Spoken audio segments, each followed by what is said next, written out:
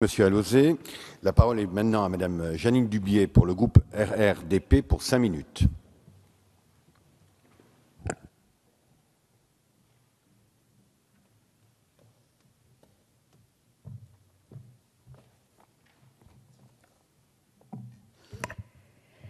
Monsieur le Président, Monsieur le Ministre, chers collègues, à la demande du groupe écologiste dont nous saluons l'initiative, nous débattons ce jour de la fiscalité des carburants.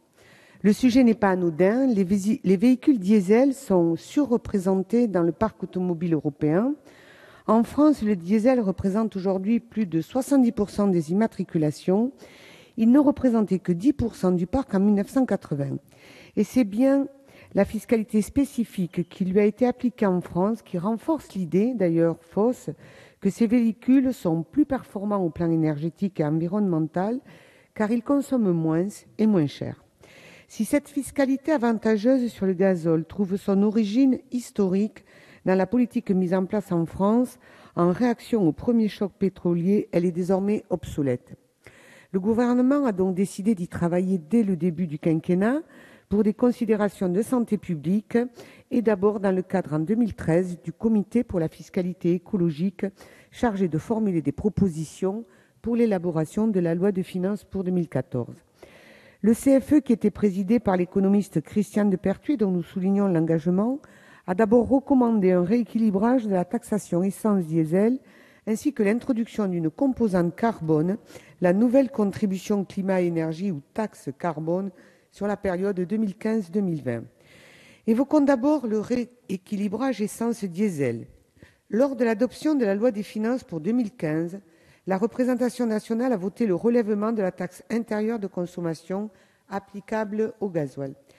Le tarif de la TICPE sur le gasoil est ainsi relevé de 2 centimes depuis le 1er janvier.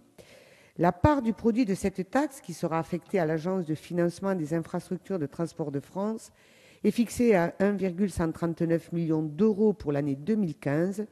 Ce relèvement de la part affectée à l'Agence de financement des infrastructures de transport de France, initialement fixée à 807 millions d'euros par le gouvernement, a été adopté à l'initiative des députés écologistes en première lecture, ce dont nous nous félicitons. Ainsi, les taux validés pour 2015 et 2016 de TICPE appliqués aux carburants traduisent clairement l'application d'une nouvelle politique énergétique. Le gasoil perd peu à peu son avantage fiscal. Le prix du gasoil tend à se rapprocher du prix des essences. Enfin, le superéthanol E85 va bénéficier d'un net avantage fiscal à partir de 2016. Toutefois, si les taux de TICPE pour les années 2015 et 2016 correspondent peu ou prou aux recommandations du CFE, il faut remarquer que les taux appliqués à l'essence en 2015 et 2016 seront plus importants que ceux recommandés en 2013 par l'ensemble des parties prenantes du comité et qui visaient à combler plus rapidement l'écart de fiscalité entre les deux carburants. Le CFE recommandait en effet pour 2015 d'appliquer un taux de 60,8 centimes d'euros par litre d'essence contre les 62,4 centimes appliqués depuis le 1er janvier. Il recommandait 61,3 centimes par litre en 2016. Le gouvernement, renouant avec la logique de rendement qui avait présidé à l'introduction de la taxe intérieure sur les produits pétroliers en 1929, puisqu'elle devait remplacer l'impôt sur le sel, a finalement décidé d'appliquer le taux de 64,1 centimes, soit un écart de plus de 2,6% en 2015 et de 4,6% en 2016 par rapport aux recommandations, ce qui n'est pas négligeable ni pour les usagers ni pour l'environnement, et nous le regrettons. Il faut ajouter en 2015 la mise en œuvre de la contribution climat-énergie recommandée par le CFE. En effet, en 2014, année de lancement de la réforme de la fiscalité des carburants, le gouvernement a retenu le principe de ne pas augmenter la fiscalité énergétique pesant sur les ménages et les entreprises pour ne pas freiner les prémices de la reprise.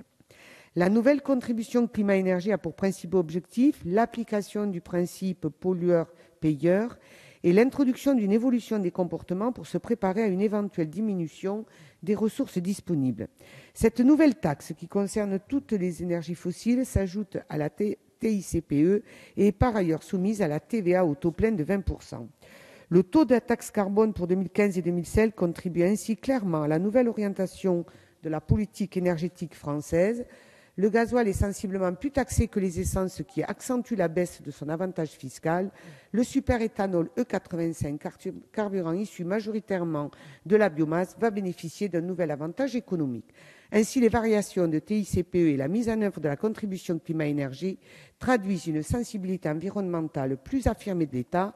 Toutefois, la réduction de la TICPE sur les essences n'est pas assez rapide et la question des redistributions et des contreparties, particulièrement pour les ménages, n'est pas entièrement soldée et je vais y revenir tout à l'heure. Je vous remercie.